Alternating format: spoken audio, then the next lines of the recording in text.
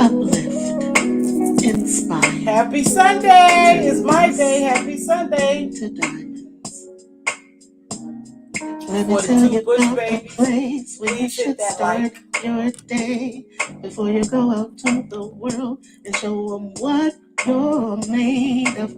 Confidence, intelligence, a Happy sight to Sunday! I hope behold. everyone is having a A happy rare and Sunday. Had a precious great jewel Saturday. that's worth more than gold. She will Right now, I think inspire, Sundays will work for me, so I'll come on. you higher. So Turn dust to I'm watching the diamonds. screen over here as well.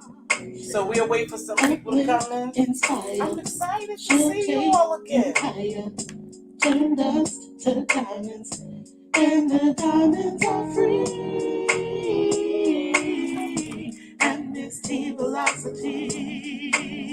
We're going to talk about domestic violence. You know, it's no joking matter. So I'll wait for some more. Hey, Queen Diva. Queen Diva, I'm trying to get myself together. You know I'm upset. Okay. Trying to get myself together though, girl, and do the show. Hi, sis.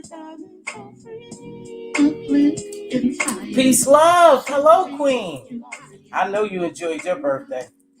I know you did. Hello, hello, hello, hello, hello, hello, everyone. Glad to see you all. Those in the bushes, please make sure you hit that like button.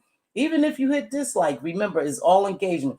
But Queen Diva and I was talking, I'll get this started and then I get this out the way. And she was saying, you know, Tiva, she said the funniest thing, she said, how could you have so many dislikes? Hey, Leslie, how can you have so many dislikes? You know, before the show gets started or as soon as I said, that's because people are haters and they purposely come in to give you a dislike. But what they don't understand is engagement to YouTube is engagement, good or bad. You know, of course we like likes, but if you hit the dislike because you feel like it, just knock yourself out. I'm not gonna worry about it. But today, you guys, my heart is a little sad, and you know, is Breast Cancer Awareness Month as well as domestic violence. And I'm going to talk about domestic violence and I'm going to have a story time. I'm going to tell you a little bit about me and my domestic violence, because remember, domestic violence is just not physical, it's emotional, it's sexual abuse, is a list of things that fits into domestic violence.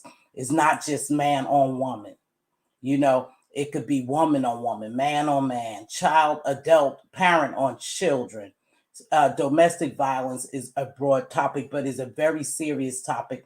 And I've been hearing a little bit about domestic violence floating through these streets and in real life. So a little story I told you about my girlfriend Keisha, who boyfriend ended up killing her. He stabbed her to death. He stabbed her like 40 or 50 times. I can't remember. I couldn't even look at her picture on the witness stand. But they placed the picture right on the witness stand for me to see as they questioned the witnesses. And I just glanced down because I was shaking. You know, I was like, oh my gosh, I didn't want to do it. You know, however, I know she had multiple stab wounds on her. You know, and so that shook me, especially when I had to testify against two people, against a person who I adored. I really adored him. I adored their relationship. Beknownst to me, it was a little bit of domestic violence going on. And I think he had reached just a boiling point where he decided if he couldn't have her, that he would just take her out this world. And that's what he did. And so I was shook when I did that. But I want to talk about my dear sister. I call my sister my best friend of 30 years. She is considered traumatic brain injury. And what is it from? Domestic violence. And it really saddens me. So my spirit told me to call my niece yesterday, which is her daughter. Good morning, Monty, and all those who are coming in. Thanks for joining me. Don't forget to hit that like button. And if you're not a subscriber, please consider subscribing. I will be on Sundays for now, as my schedule permit. I will be doing my lives at least on Sundays consistently. If God will it and I'm able, I'll be here to talk to you. So my girlfriend, my best friend, hey Cookie, how are you, baby? My best friend of 30 years almost. She is now considered incompetent and she has traumatic brain injury and is due to domestic violence. And so my spirit told me to call her daughter yesterday because I hadn't heard from her. From time to time, we always call. Not that we talk every day, but we don't let a long period of time go, without talking to each other. So I called the daughter, and my niece told me, she said, Aunt Shelby, she called me. She said, Aunt Shelby, I'm so glad you called. I said, what's wrong, Punky Brewster? I said, you sound a little down. She said, well, I've been sick. She said, I've been sick in and out the hospital since May. I said, oh my gosh. I said, my spirit was nagging me to call you. And I hung up from Queen Diva and I placed the call. She said, yeah, I have something that they saying that can be deadly to me. I said, well, what is it? She said, sclerosis of the liver. So then I said, well, Punky, you not a drinker, are you? And a lot of times from not being educated, we think that sclerosis of the liver is only caused by alcoholism. That is not true.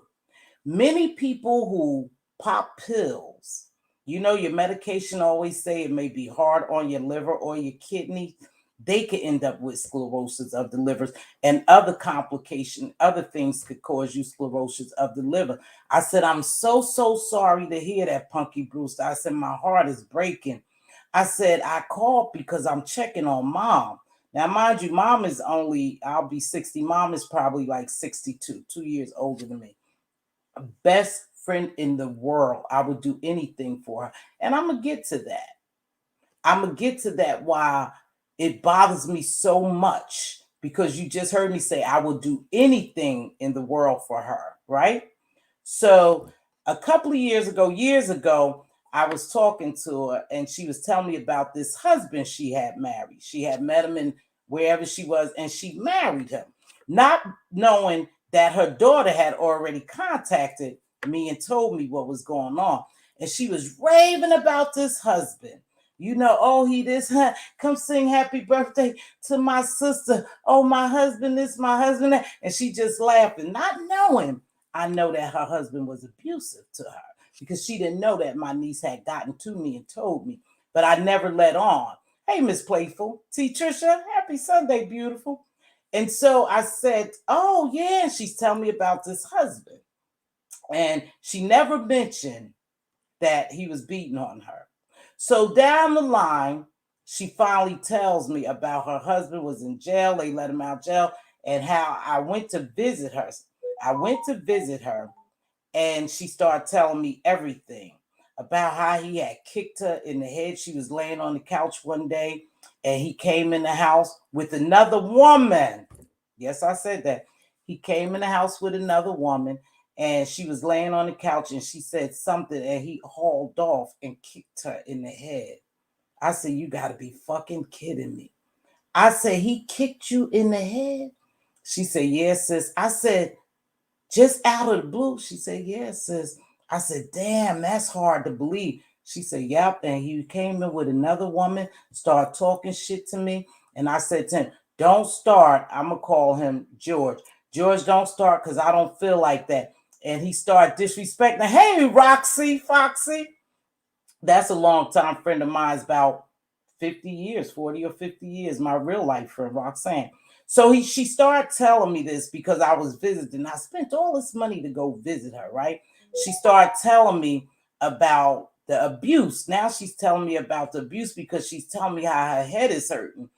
And I said, well, why your head hurting? Is your blood pressure up? What's going on? You're a little stressed out. And she wasn't normal, you guys. She just wasn't her jolly self. In fact, I didn't even enjoy the visit. I ended up going to court with her.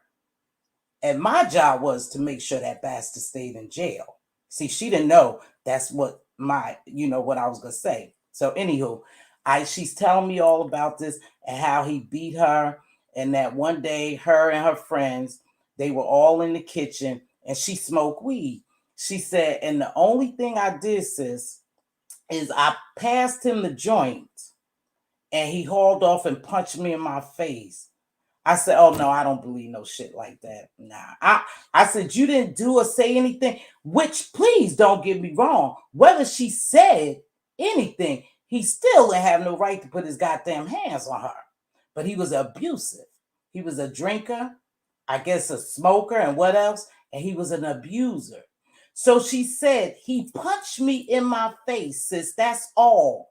I said, oh, Virginia, that sounds weird. I said, I just can't believe it. She said, no, sis, that really happened. So she get on the phone and she called her friend. And she said, my sister is here. I'm so excited. My sister is here visiting. She said, but I was telling my sister about how George been acting, right? So now your sister can't stand George. So your sister gonna do everything humanly possibly to make sure that motherfucker stay behind the bars. Yeah, I'm gonna drop a few today. I'm gonna make sure that motherfucker stay behind bars because he's abusing you, but you still want to be with him, right? So this was in 2000 and I'm gonna say 17 or 18. I went to visit her, right? And so she was there, but she was just like in a dark space because he was in jail and she wanted her husband home. Yeah, she wanted the abuser home. She wanted him home. So she was sad. She was very sad, right? So she calls the girl and say, I want you to tell my sister what happened on so-and-so day when George punched me in the face. And so the girl get on the phone. She said, hi, nice to meet you. Oh, I'm so glad you're here, blah, blah, blah, all that. She said, yeah. She said, we were sitting there. She said, we were smoking and having a couple of drinks. And she just handed him the joint and he hauled off and punched the shit out of her face. I said, oh my gosh. Unbelievable. She said it happened just like that. I said, well, no arguments led up to it, nothing else. She said, no. She's telling the truth. When she said she was handing him the joint, he punched her in the face, right? So I'm like, damn. I said, so he been abusing you like that? Okay. All right. Thank you. Enjoy your dinner. Happy belated birthday to you, my dear friend. I think is already passed or is today. Happy birthday, Mama Bear. That's Andrea. So anyway, she's telling me all this. So I'm just, oh man, I'm all over the place. I'm like hating this mofo. And then he calls and she talked just like nothing ever happened. The loving wife. She's putting money on his books. She's going to see him. So we had a court date to come up. We had a court date. And I went to court. I just happened to be there to go to court with her, right? And so we in the court and we talking to the lady, the lawyers and defense attorney and everything. And so they asked me, the sister, she said, this is my sister from Maryland who's here to support me and to visit me. And my sister is okay for y'all to talk in front of. So the lady is talking to me and she asked me, she said, sis, well, do you know, da-da-da? And I said, yeah. She said, well, what do you think that we should do? So what would you like to be done to him? And so to my sister shop, I said, I think you guys need to leave him locked up. I said, yeah, you need to leave him locked up. She looked. I said, yeah, you need to leave him locked up. I said, I don't care what my sister say, but you asked me what I think. I think he should be locked up and locked up for a long time. But in the interim of you guys locking him up and him doing time, he need to seek some type of help. He's an abuser. He done beat that girl. He done beat that girl several times, So I told you to tell you this. So when I spoke to my niece, when I spoke to my sister, months ago, she was in a nursing home. She now suffers from traumatic brain injury. And it's due to him busting her up in the head, upside her head, beating on her. He caused traumatic brain injury. And here's the thing. My niece asked me yesterday, she said, Auntie, is it anything we could do to bring charges against him for attempted manslaughter? I said, no. She said, you sure? I said, no. I said, did your mom document it? Did your mom report it to the hospital? Did she do any of that? Is there any record of him punching her and kicking her upside of her head? And actually, I think the second time he had did it, he bust her head and she went to the hospital. But she didn't say what happened. So there's no documentation. So we can't ask them to do anything. We can't ask them to do anything because it's not documented. It was never reported. She didn't want to report him. So when we went to court, she wanted him to come out of jail. And I said to leave him in the jail. And she turned around and told the lady who was representing her, well, whatever my sister said, I stand by. Whatever my sister said, I stand by. But I'd like to have my husband home, but I'd like to get him help. I said I would like him to continue to be locked up and get help. So now my sister's 62 years old. 62. She suffers from traumatic brain injury. She's incompetent. She uses the bathroom on herself. She don't know where she at from time to time. But she's with my nephew now, and they trying to get her into a skilled facility. That happened because she allowed herself to be abused by a no good Negro. She stayed there. But it's deeper than that. And I talked to my niece yesterday, and let me tell you why it's deeper than that. It started when she was a young child. She was a young child. She'd been being abused, so that's what she knows. She doesn't know anything different. She doesn't know what real love is. That's the type of love she knows, abusive love. That's what she knows. You know? And even though it started as a young child, it continued throughout her adulthood because she didn't know any better. She suffered trauma when she was young, and that was what she was taught, and that's what she thought was right. That's what she thought love looked like, perhaps. Somebody cussing you out, beating on you. See, because the husband prior to this didn't beat on her, but he did other things that was abusive to her. So it happened from a very early age because her mother died when she was about 6 years old, and her aunt took custody of her and her brother and her other sister. The other sister, schizophrenic, she died. The other brother died from a form of cancer, and now she has brain injury from being abused, from being beaten on. But see, they started beating on her, abusing her when she was a child because it's not just always hitting someone. It's not just amongst adults. It's even in childhood. They were calling her names, beating and mistreating her and her brother. So when she became an adult, she experienced the same thing, just in a different way, from someone she loved, and she gave her all. She's a good girl, too. A good girl. Made dinner every day. I would come home, my husband and I, she would have my children because we worked long hours, and all the dinner would be made. My kids would be bathed and everything. She did this every day, damn near, for me. My best friend, my sister. I would take care of her. And it hurt my heart because I saw all the good in her. And I saw her suffering all the bad. And I used to ask God, because she used to cry to me sometimes, oh, sis, why does this continue to happen to me? I said, I don't know. I don't know. Because you're a good girl. You're a good woman. You just got yourself involved with bad people. People who abuse you. And because you're so used to abuse, you can't escape it. You think it's love. That's what you used to. So in 2018, when all this was happening, I went to visit. I invited her. I said, sis, I was talking to on the phone one day. I said, sis, she was telling me she was going through a hard time. I said, I want you to come up here. I said, I want you to come up here and live with me, and I'm going to help you get on your feet. You can work in my business. I will pay you a salary. And if you choose to work otherwhere for more money, you could do that. But I'm going to get you started. You don't pay rent. You don't do nothing. Sis, just pack your bags, get on a plane, and come live with me. I'm going to take care of you. I'm going to help you get you on your feet.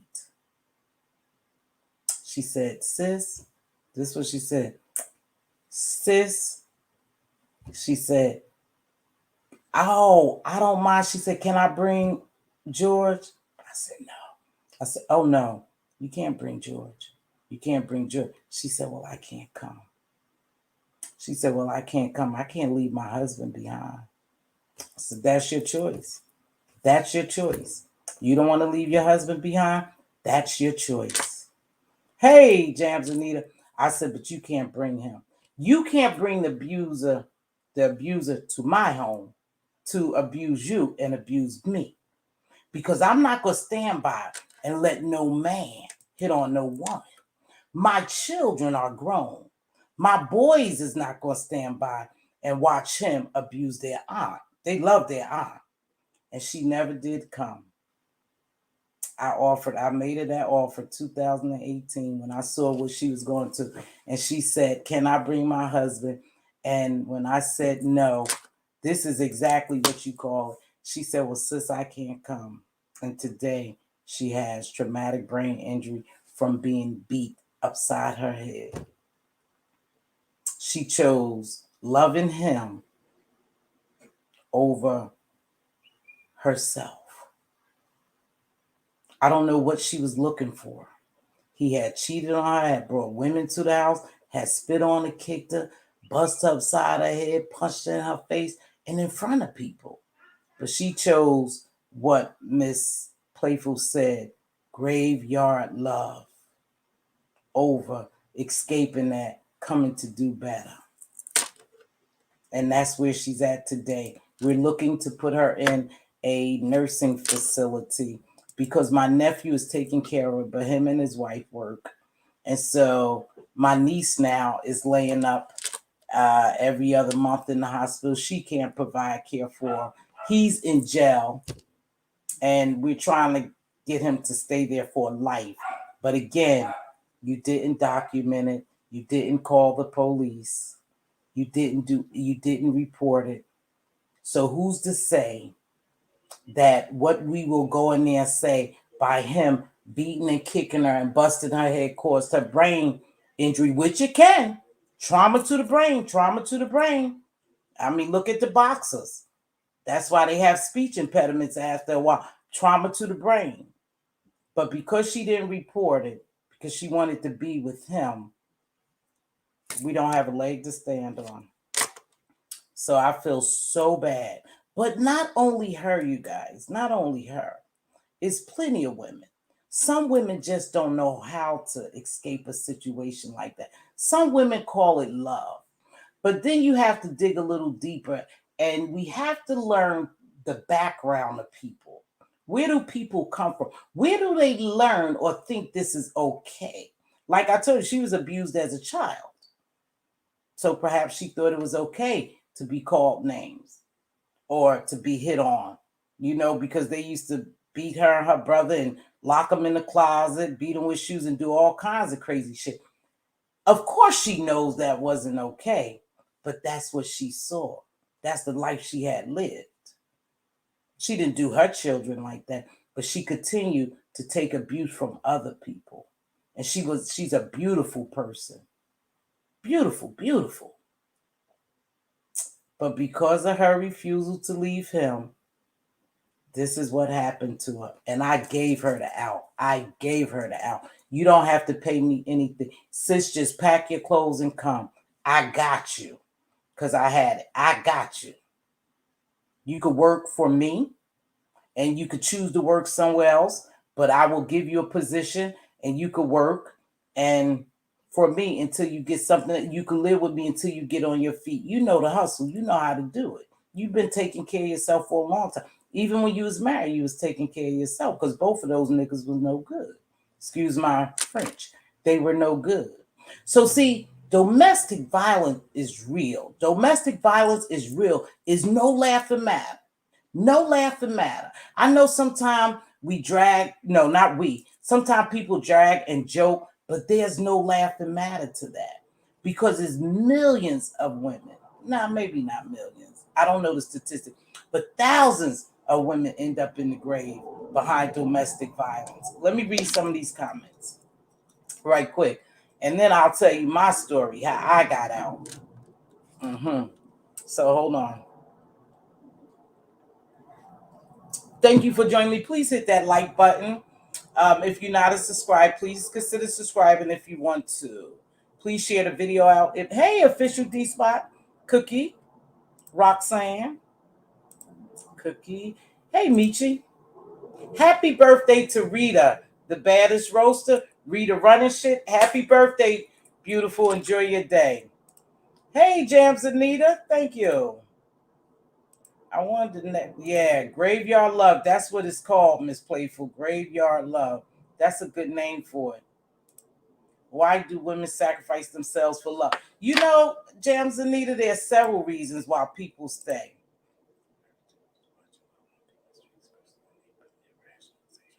Exactly, Cookie is sad, but I had to leave her. She didn't deserve it. I had to leave her, Cookie. When she chose not to come with me, I had to just walk away. I think he's in jail now for something like 7 years on other charges. That's other charges. My niece is trying to get him some type of charges for her, for abusing her. Happy birthday to Mama Bear, Andre. I believe today is her birthday, or it passed, but I can't let this day go by without wishing her a happy birthday. I'm going to tell you something about me. So I can barely stand hearing about it. Now, let me tell you a little bit about me. So my husband, now this is the form of abuse. My husband, we were best friends, started out great. You would never think that we would have divorced, right? Because we were so good together. People couldn't believe it. Our relationship was the perfect relationship, so people thought. But behind the scenes, he was somewhat abusive. He didn't physically hit me, because I would have killed the mofo. But the name calling, just name call me bitches and stuff like that. You ain't shit, and you and your kid, just a bunch of stuff, right? So I took that, and I'm gonna tell you why I took it. Because me and my children was being provided for. Mind you, I had 3 children. A single mother, hadn't went to college yet, right? So me and my children, to me, were being provided for. And it wasn't happening all the time, but it happened enough that I should have left. But I'm gonna tell you the story. So he would call me bitches and you ain't shit and da da da this and you and your kids and da da da this and just on and on and on. Every time he felt like it, or we got into an argument. But now, mind you, my kids are listening to this. My kids are listening to this man call me a bunch of bitches and whatever else come out his filthy fucking mouth. My kids are listening, even though they're young. So they're young, right? So they're young. But mind you, they growing up, right? Hey, Dinah Duckin.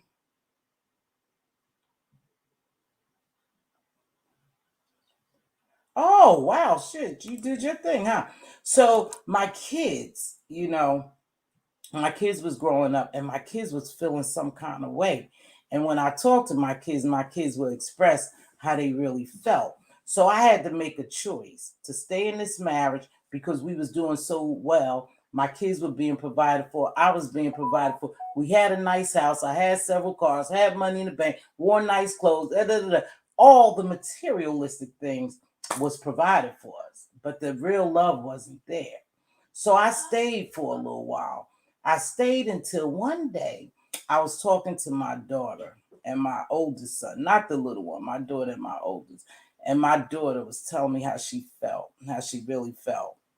this was my second marriage, was telling me how she really felt. She said, "Ooh, one day I just want to." Now listen to this, because I said that was it for me. One day I just want to pick up a knife and keep stabbing him and stabbing and stabbing him. I hate him. I hate the way he talked to us and talked to you, Mom.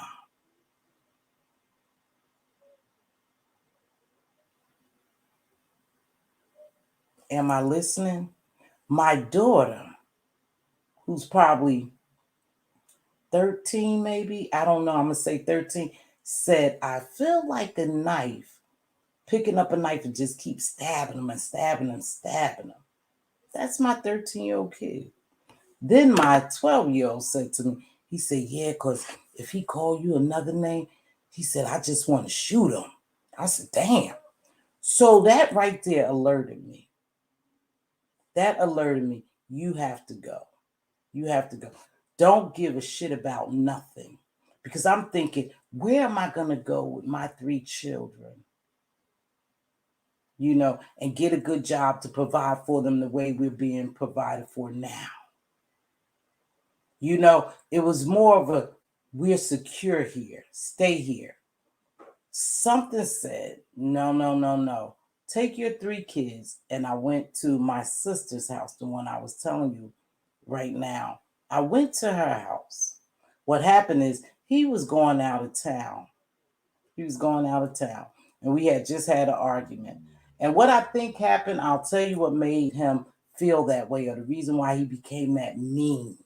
He became that mean because I think the pressure of providing for us had gotten to him, because he wanted to provide a certain type of lifestyle for us. I think the pressure had gotten to him. So he decided that he resented us some kind of way. Even though I worked and everything, he resented us, and that's how he took it out on us, by calling us name, telling me I ain't shit, nobody gonna ever want me and my 3 kids, and bitch this and bitch that, you ain't shit, you ain't got nothing, and you know, this is my this and my that. Even though I help him get this is my that, and you and your little Rudy Poo job, all the things that he would say to beat me down emotionally, because you better not put your goddamn hands on me. He would beat me down emotionally, but he was also beating my kids down. So after they said that, he was going somewhere. And I told him, just out of blue, I said, you know what I want you to do? Man was arguing. And he wanted to take my youngest son with him. I said, no, you can't take him with you. Because I had made up in my mind. I wanted you to call me one more bitch. See, because I had started making a plan. When my kids said that, I had started making a plan, because that means I would have been jeopardizing my kids. My kids was growing up. And who knew what they might do if they heard that boy call me one more bitch or mistreat me or saw their mom cry. So what they did was, I had made a plan. I said, okay, I knew I had money in the bank. I had good credit cards, you know. And I said, next time, he said he's going on a golfing trip or somewhere. Okay, when he go on the trip, I'm getting the fuck out of here. I'm leaving. And that's just what I did. But before I left, and he was doing all that hooping out, I said, call me one more bitch.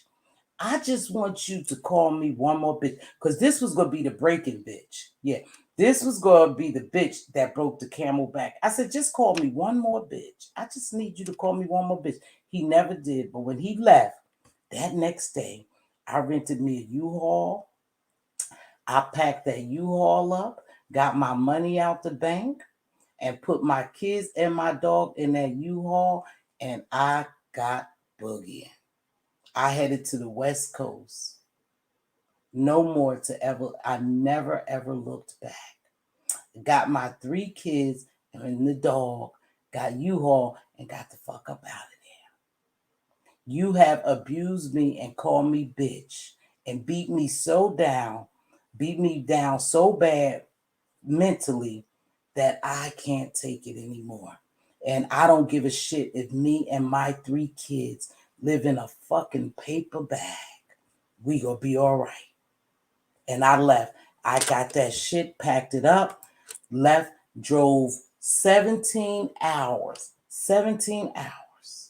nonstop damn near, I stopped to use the bathroom and grabbed them something to eat.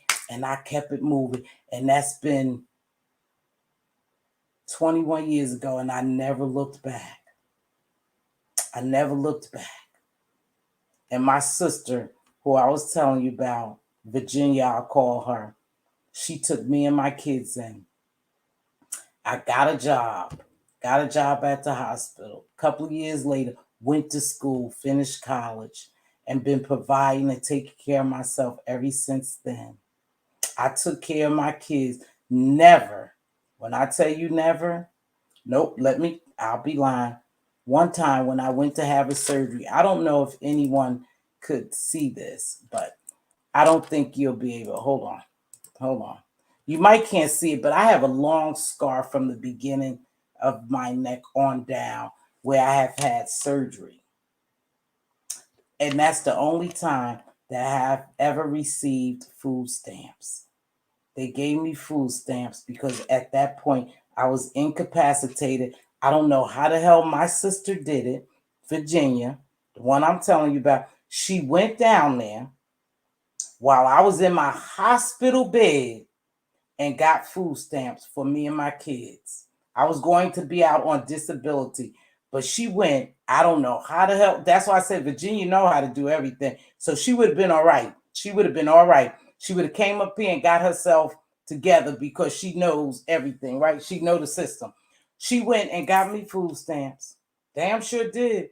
She came back. She said, sis, she said, girl, let me tell you something. Thank you for the Cash App, beautiful. Thank you so much. Thank you. She went and she came back to the hospital to visit me because she was there like clockwork. She said, sis, she said, I got you and the kids food stamps. I'm going to pick up the card. I need you to sign this. And I sure did. And she went right down there and got us food stamps. But from that time when I left him, that was the only help I had ever gotten because I worked. And at that time, I'm going to tell you how much my salary was. $10.30-something an hour. $10. I started out making $10.30-something, and I provided for all three of my children without being on welfare or anything. I made a point that I was going to take my kids and I wasn't going to look back. And I was going to do the best that I could. And I had made up in my mind, if me and my kids lived in a shoebox, we was going to be all right. I was going to make it for them. And I did just that. I made it for me and my kids. I wasn't going to take him, call me another bitch, because I knew not only was I putting myself in jeopardy to do something dangerous to him, but I also was putting my children who was growing up, who told me they wanted to pick up a knife and keep stabbing, who told me they would shoot him. Shit like that is real. I said, before I allow my children to do anything because of me, I'm getting the fuck out of here. And that's what I did. 22 years ago. 21 to 22 years ago. I went to school. I never looked back. I own my own home, own my own business. I did quite well. In fact, at one point, I was doing better than that motherfucker. Sure was. Because he suffered a setback. I was doing better than him. I said, look at God. It's if you want to make it. When you set your mind on doing something, you just have to do it. I raised my children at the end on my own. And I didn't do a bad job with what I had. $10.30. I think I started out like $10 and something. I don't know the exact figure. Shit, it's been 20-some years. But then I decided to go to nights. I said, well, let me go to nights because they're going to pay me $2 difference. It was like $2, night differential. And I worked overtime. I did the 36 hours. And then I would work some overtime when I was able to, because I still had my kids that I had to be abreast of going to school and stuff. So when my daughter got older, I wanted her to go to school for nursing as well. And she started out and then she quit and she left and went to HBCU. And she got her degree in something else. And then my son said, Mom, I don't like this place. This place is boring. Deuces. And he moved to the DMV area. He was like, nah, we ain't coming back here. But at one point, I said this to say this. I thought at one point I was doing what was best for my children by providing them. Thank you for the Cash App again. Thank you so much for the Cash App, baby. You know who you are. I thought I was doing what was best for my children because I wanted to provide them a home. I didn't want them to want for anything, but I didn't realize that I was doing more harm to them than help. I wanted to provide. We had a beautiful home. I must say that. 3 cars. I shopped when I want to. My kids didn't want for anything. We lived in a predominantly Caucasian area up in this, so we were doing okay. So that's the lifestyle I was loving. But I was sacrificing my life and my true happiness for materialistic things. And I was also sacrificing my children's welfare. So, excuse me. Sometimes we don't realize that we are doing our children. Excuse me, y'all know I've been sick, right? Sometimes you don't realize you're doing your children and yourself more harm by staying in an abusive situation because you're afraid to get out there. I was afraid. Who's going to want me? Who's going to want me and 3 kids with no education? Where am I going to go? How am I going to provide for them? Didn't know the welfare thing. So what am I going to do? But I knew if I would go with my sister when she made me that offer, that I would be okay. That she was going to see to it that we ate and we had a roof over our head and I had a little change in my pocket because she was just like that. So I made a go for it. I said, fuck this, I'm out of here. I never turned back. And I've done quite well for myself. But I didn't think I could do it with 3 kids. I didn't know where we was going to end up at. I didn't know we was going to end up at a shelter. You know, I had other family members, but that's not what I want. Like I told y'all, I'm real thick-headed when it comes to, you know, doing my own thing, not asking nobody. I just wanted to make it for me and my 3 kids. And I didn't want them to suffer anything, but they had suffered emotional abuse when I had suffered emotional abuse. They were suffering too. That shit started in their childhood. And my job was to protect them. And I was protecting them, thinking I was doing what was best for them, but I was doing what was wrong. I was doing something wrong, but I thought I was doing something right. Some people just don't have the balls, the gumption. They don't have the wherewithal. They don't have anything to escape certain situations. I was just bold enough. That's why sometimes I say I'm built for it tough because I've been through some shit. I may not look like it. I may not act like it. And because of this environment, I don't come down here and always tell my story. Damn, thank you again. Thank you again. Thank you so much for the Cash App, you guys. I don't come down here and tell my story. But one thing I have said to y'all, and I've said this to you lately, ain't a goddamn thing that somebody could find out about me or say about me will ever humiliate me. Never. I'm super proud of myself. I'm super proud of my accomplishments. I'm super proud of me being able to escape something and provide a safe home for my children. I'm super proud of me that I stepped out and packed my shit up and never looked back and never called me another bitch. Even in the midst of us arguing through the phone stuff, never called me another bitch. Because he was shocked when he came home and all my shit was packed up and me and my kids was gone. He was shocked. I packed up every goddamn thing. Everything. Threw it on that U-Haul and got the boogie in. I didn't care. I didn't care. It was time for me to leave. And then after that, here's a little story. I was still worried about how I was going to survive. I got the job and everything. I didn't think... hold on. I didn't think that I would do okay. So I never forget, I was sitting in this bar. I used to go to this bar and I was playing cards and I was sitting there. And I think I told y'all the story. I'm not sure. But anywho, I'm going to tell you who changed my life as well. A guy I don't even know. I was sitting and I always sat at the door. I always sat looking, at the door. I never sit my back against the door in any establishment. I sit so I could see who coming in. So I had ordered a drink and I was sitting down there and they was playing the music and I was waiting for my friend to come. And this is the God honest truth, you guys, I couldn't have put my head up. I couldn't have put my head down for more than a second. When I looked up, this fine man, fine brother in a uniform, looking good, smelling good, was standing there, just as if he was an angel. I swear, just as if he was angel. Good looking. He was standing there. And I looked up, he said, hey. He said, do you mind if I buy you a drink? I said, no. He said, what you drinking?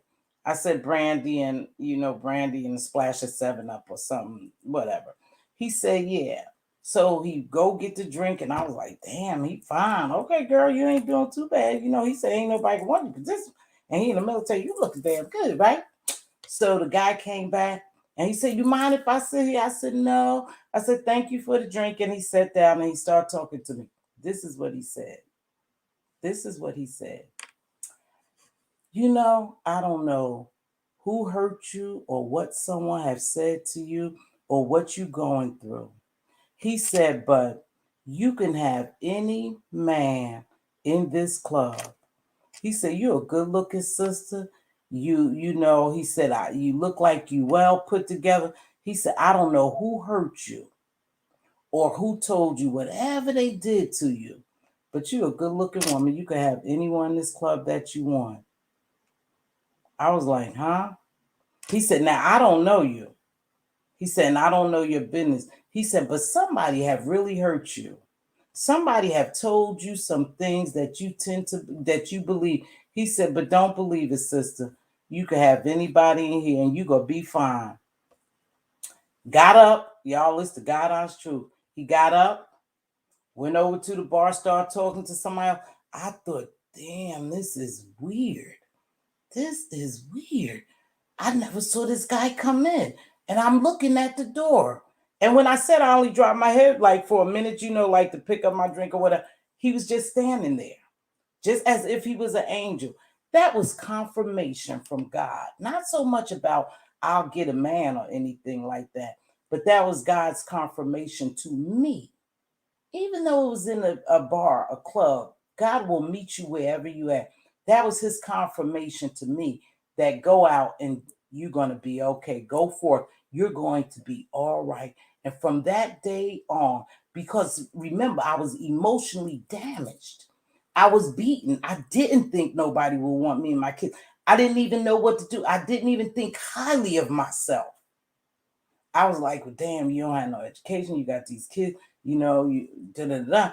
So what you gonna do? That was God's confirmation to tell me, you all right. You got this. Go forth and do what you desire to do. I got you.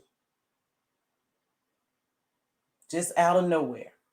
And I say that to say this. If you are in an abusive situation, whether it's physically, mentally, or whatever, get out. Get out. Don't worry about it. God's got your back. You just have to do what you have to do. You have to be strong and brave enough to get out that relationship. Like I said, I don't care. No one deserves to be called names. No one definitely doesn't deserve to be physically abused. Get out. Get out. Because it may just cost you your life, or like my sister, you may end up incompetent, in having to be placed in a skilled nursing facility, having to be placed somewhere so someone could take care of you because someone beat you upside your head just that bad. But it's not even physical. I told you guys I had no confidence, no nothing. I was crushed. I was depressed. What am I going to do? I had nothing. You had told me I wasn't nothing. I tend to believe that. I believe that because I didn't have an education at that time. I really didn't have no money, no nothing. So I believed that I wasn't going to be successful. I wasn't going to be shit. But I proved him wrong. I proved him wrong, and a lot of other people who perhaps thought I wasn't going to be nothing, or I wasn't going to do nothing, I wasn't going to have. I proved them wrong. But I was strong enough to get out of an abusive situation. Everybody can't do that.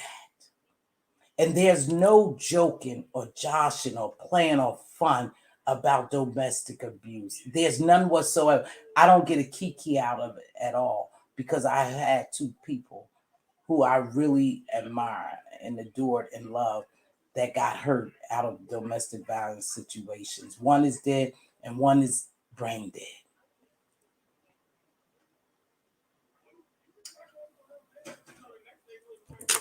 So I don't find it amusing or funny at all.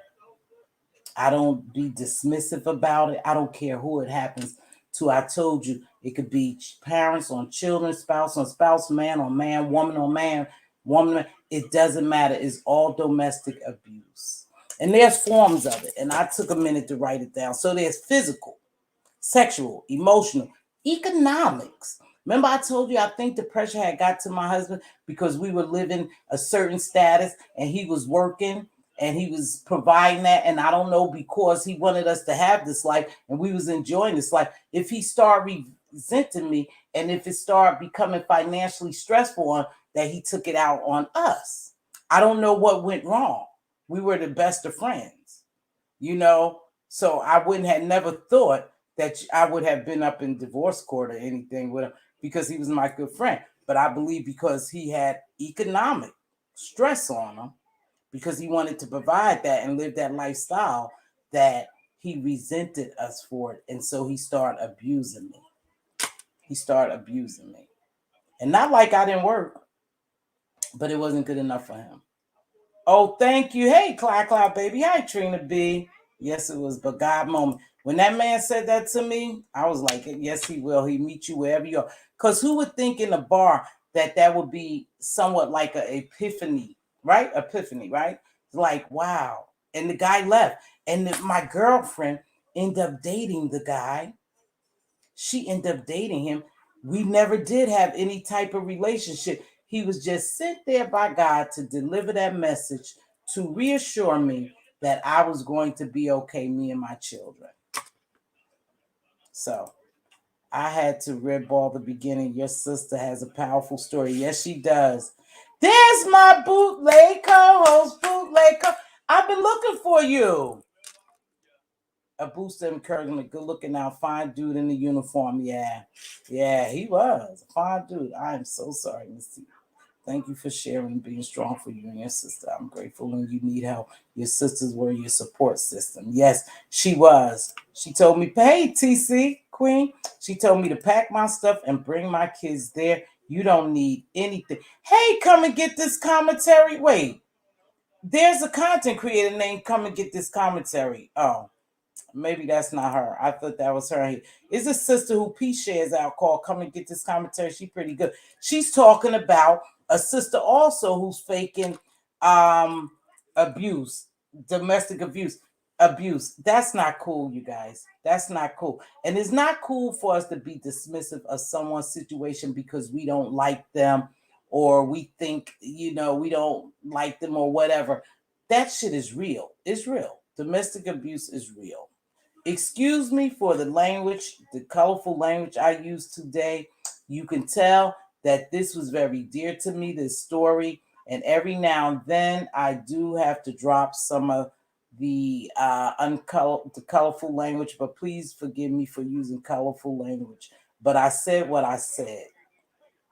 I want you all to just think about if you know anyone who perhaps could be in the physical, sexual, emotional, economic, psychological, or cyber. Cyber stalking is considered abuse too, you guys. It's considered abuse. And now that we're talking about that, I'm going to get into this right quick and wrap it up. Let me tell you something. If you see something, you're supposed to say something. They tell you that in the airport. They tell you that on the bus stations, everywhere. You see a package, say something, call something. So if you see anybody getting abused in any form or fashion, say something. Because you are considered, I know this was a hot one this week, so I'm not going to get too much to it. Get into it. You are a mandated reporter. We all are to a certain degree. I am because of my job, my profession. Some people are, because of their profession, but all of us is considered really mandating reporters, believe it or not. If you see someone getting abused, report it. Not what you hear, what you see. See, you can tell me Joe Blow is getting abused down there, but if I don't see it, I can't say it. I can't call it in. I can't report. But if I see it, I must do my civic duty as a mandated reporter to report it. If you know somebody's in an abusive relationship, call somebody. Even if they don't call, maybe I did the wrong thing. Maybe perhaps I should have called because I didn't see it, but she was telling me. So maybe I should have called the police on him. But would she have gotten mad at me? Absolutely, because my niece and nephew say when they got into it with him and would say things about her husband, she would get mad at him. My niece told me yesterday when her brother tried to say something to him, my sister put him out the house, the son, and locked the door. So she turned her back on her children for her husband. But at the end, her children are still there. The children are still there, providing for her now, taking care of her. But she turned her back on her children for her husband. So if you see something and you see it, perhaps you should report it. You may just save someone's life. And that's a fact. Hold on. You may just save someone's life if you see it. Thank you again. Thank you. All right. I was told to watch my colorful language, so I have to do that. So perhaps I probably should have called the police on him. But I didn't know at that time when it was happening. I wonder if I could have did anything different. My heart breaks. Could I have done something different? I don't know. All I know to do is what I did, offer her my home to come live in. I don't know anything different I could have done because I wasn't there. Now, had I been there, perhaps I probably would have busted him over his head with something, jumped in it. I would have got hurt or whatever. I would have taken that chance to stop him and I would have called the authorities. But because I wasn't there. But if you see something, say something. We all are considered mandated reporters in reality because our profession or just because our civic duties.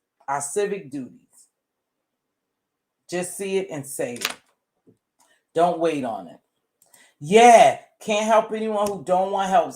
Exactly, Jams and Nita. That's why I'm not beating myself up because I did what I did, Hopefully I get out there maybe before the end of the year or next year to visit her. I really wanted to go down and help her daughter find a good facility for her to stay.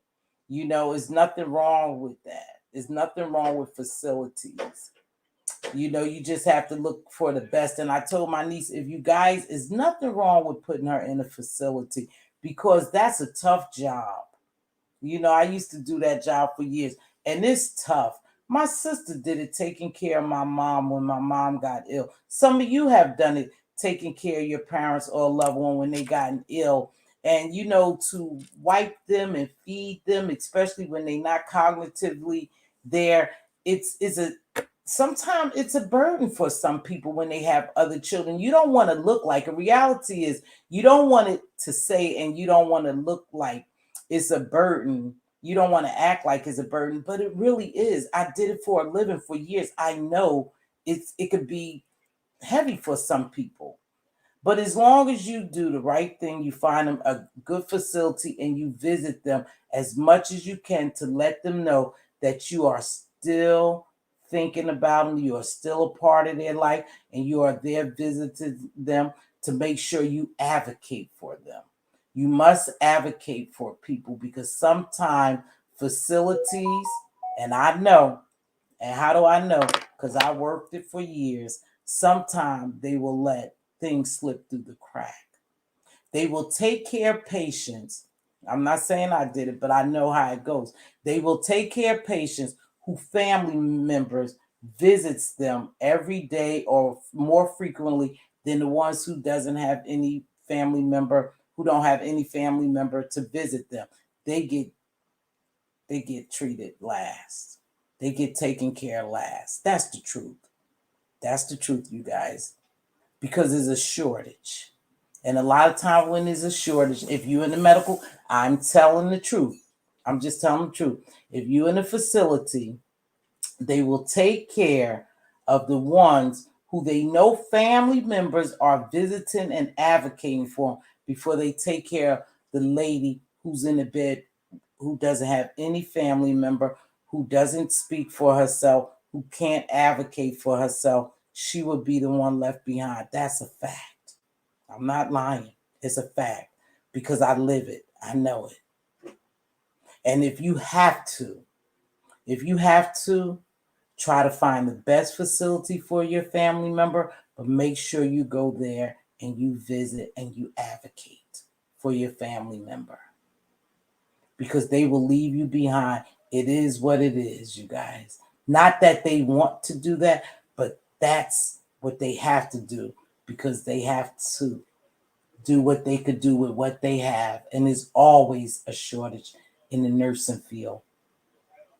Don't be fooled. It's always a shortage. Right, Kimberly Black? Type of abuse, right. And then I put in my description box the domestic violence hotline. 24/7 you could call to get someone help. Even if you don't let them know you call, you could call anonymously. Call if you see someone being abused. If you see a child being abused, call. If you hear a child, somebody calling a child all kind of derogatory names. It's not physical, I told you. Mental is very damaging to us, very traumatic. So if you hear a kid, you probably should call so someone could check and see what's going on in the child's welfare. But don't do all that fake CPS calling shit. I ain't talking about that, y'all. Don't do all that CPS calling, wasting these people's time, because the caseload is so heavy, we could barely get to the cases that you really need to be, looking at. You can't get to them because the load is so heavy. So please don't waste CPS time. Please don't. Don't waste anyone's time. Time is precious. There's a shortage everywhere. Don't waste their time. But know this: if you see it, say something. I don't care who it is. And don't diminish anyone's abuse. Whether you like them or not, whether you can, don't diminish their abuse. And please, if you can, and you hear this message, do you. Please don't make fun of it. Too many women or men and children are dying at the hands of abusers on a daily basis. It's not a laughing matter. Okay? So here's what happened last week. So let me see how I tell the story, and I'm going to wrap it up. So a little kid comes to school, her and her brother. I'm just going to say her brother and her, the brother and sister comes to school. And the brother has some markings on him. And they asked the brother, who's 6 years old, right, because the sisters are 4, what happened? My mommy hit me, right? So you have to write it up and you have to report it to CPS. That's what you do. You report it, they come in, you document it, they assess the situation, and then they go from there. They create a case or they don't, right? Remember, you have to see evidence of children being abused before they're taken out of the home, right? Or a case could even be established. But so anyhow, so the little sister she come back a couple of days, and she has this little scab in her head. And she's 4 years old, pre-K. So she has this little scab in her head, and it looks like maybe the mom had brushed her hair too hard or something. It doesn't look like she got hit with a heel, right? So you asked her, Keisha, what happened? Mommy hit me. Mommy hit me. Mommy hit me. So they call CPS again. Now, in both of those cases, they didn't find any findings that would say that the mother had did anything to abuse them. But twice the calls was made. And so you have to come out to the calls and you have to assess the situation. No, the little girl wasn't hit in the head. Now, why she say that, I don't know. But they called CPS twice and the school did. And so, throughout the conversation, someone was told, well, maybe you should just take your kids out that school since they keep calling CPS on you and you really not abusing them. Now, one case I saw, the little boy, oh yeah, let me get this out, and then I'm really got to get off this, right? The little boy, light skin, child with behavior problems, diagnosed with ADHD and everything, coming to school, causing all kind of havoc every day. He's in some type of suspension or something for behavior health. Give him his medication. He cool. He all over the place if he's not on it, and come to school. So he come to school one day, and they bring him in the office, and they said, "Well, we need you to check him out. Look at his body." So I said, "Okay." I pull up his shirt, black and black and blue bruises all over this kid, all over his buttocks, his back, and everything. So you have to document it, and you have to make the call, and you made the call, and they come right away. Yeah, they come over to the school right away. So they come over to the school, and ask me what's going on and everything. I make my assessment, document it, and make the call and everything. And they come and they take the little boy right there out of the home, out of his parents' home from school.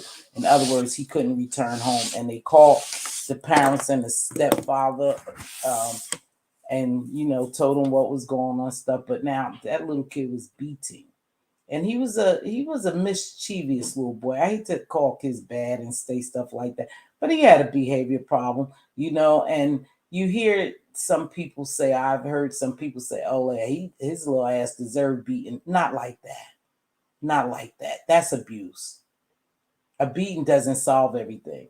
But yeah, and he was a little red kid, and he was really bruised up bad. So they end up taking him out to home, and they went from there. I think his mom and them, they put him in the system. They put him and his little brother in the system because it was a younger brother. They put him in the system, and the mom had to do several things to get the kid back. I think the dad ended up going to jail though for some reason. Oh, he was beating up. He was beating on the mom too. See what I mean? He was beating on the mom and the kids, and he ended up going to jail. But she was standing by him. Another case, she stood by her husband, even though he was abusing her and the children. But because the law got involved that time and they saw those physical marks on that kid, they took him out the home. So if you see something, say something. That's just our job. We all are what we call mandated reporters. Okay, squeaky wheels gets the grease. Exactly. Facts. Hey, what's going on, baby girl? That's another one of our friends in real life. Wow, yeah. It's some, you want to come down here sometime and share some stories that you think will help people. Somebody today just had to hear that message. It's somebody, whether they in the clouds down here or catch the replay, they needed that message to tell them it's okay if you leave. You'll be okay. Make a plan. Sometime if you have to sit out and make a plan on how you're going to escape, but you just need to escape. Nothing warrants anybody to physically or mentally abuse you. Nothing warrants that, So, same in school when parents show up, kids are out treated better. Yeah, it's just the same thing. Very true. My mother-in-law was well taken care of because my mother was too, because Diva went there. And like I said, it is what it is, y'all. It's the truth. You have to be an advocate for your family members. It's okay if you have to put them in a facility. It's all right. I'm not saying those people aren't loving, caring, compassionate, empathetic. They are the best. That's the best job a person can have, is to care for someone else with love, someone that's not a family member. That's a great job. But they too get tired because they work under pressure sometimes because of staff shortage. I know that. I know that for a fact.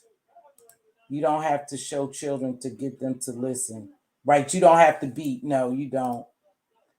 Yes, we all are mandated reporters. We all are. We all are. I'm good enjoying your commentary. Thanks, T. Glad to see you, baby. And peace, love, of course. All right, that's it. Now, I'm going to drop the link. I'll drop the link. Let me read Cookies. At the end of the day, we all members of the human race and have to do a much better job treating folks in the manner we like to be treated. Absolutely, Cookie. It's so glad to see my Cookie. We have a special relationship, and this is the second live she's made. Yeah, she's made. She's made. Second live she's made. Yeah, well, you know what I'm saying. I'm glad to see you, Cookie. You know my speech be all over the place sometimes. So I'm gonna drop this link. If you want to share a story, you can share a story. Remember to respect all people who's on the panel as well as the host and the chat. If you want to share a story or want to comment on this, I miss my bootleg co-host. I like to see her, so I'm gonna do this right quick.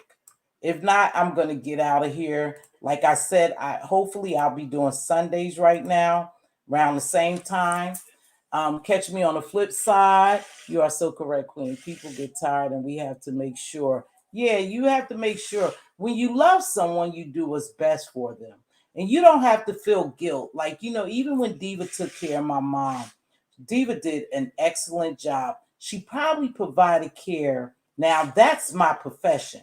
But Diva probably did such a great job taking care of my mom. I always loved and appreciated her for that.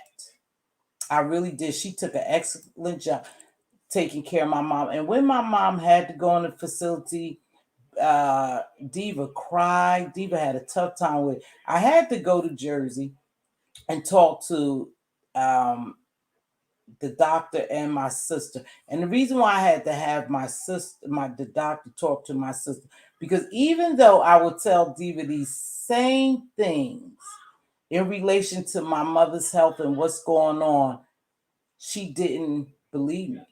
For some reason, she didn't want to. But when my mom's doctor said the exact same things that my mom was being diagnosed and what was going on with my mom, Diva said, "Oh yeah, my sister tried to tell me. Oh, my sister told me the same thing."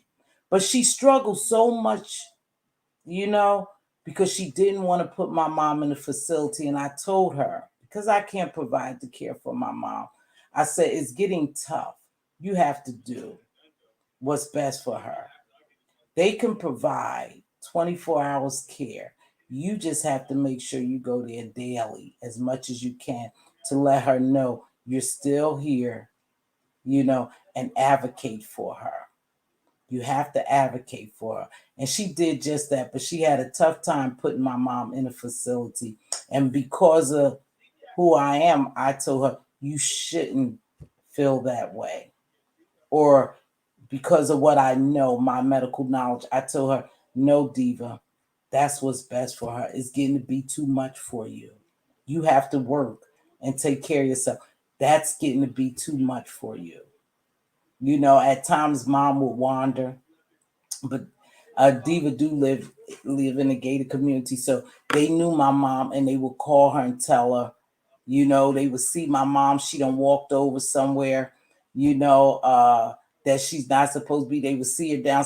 So it was getting to be too much, and my sister had to do what she had to do, and she fought with that. And I said, don't fight with it. Do what's best for her. At least you know they're watching her. She's in care 24 hours. They could provide the medicine. You're doing great. They could do the cleaning. But it is what it is, sis. Let it go. She's not going to love you no less. Explain it to her. She had dementia, but still explain it to her. I'm doing what's best for you, mama. And she struggled with that. And I told my children, I said, I don't know if I feel this way because I know the job, but I told my children, I said, please, if you have to, put me in a facility. If you have to, and I become really a burden to you, and nobody wants to think that their parents are burdens. But reality is, it's a lot of work. It's a lot of work, honey. It's a lot of work. And if I do, just put me in a facility, but please make sure that you come see me and you advocate for me. That's all I need you to do. I just need you to advocate for me. They need advocators. They really do. Okay, so you guys, I go from one thing to the other because it's so important that some people understand. Somebody wrote, being a caregiver is hard. I am happy I did it for my grandma. Sometimes the facility is necessary depending on the care they need. Exactly. When the care gets to be too much and you don't, it's beginning to wear on you, then you need to utilize a facility. You just need to be there. That's all. You don't put them in there and just leave. I have family members, patients that they just put away and they never come back. They don't have family members to visit them. And that's sad. Very sad.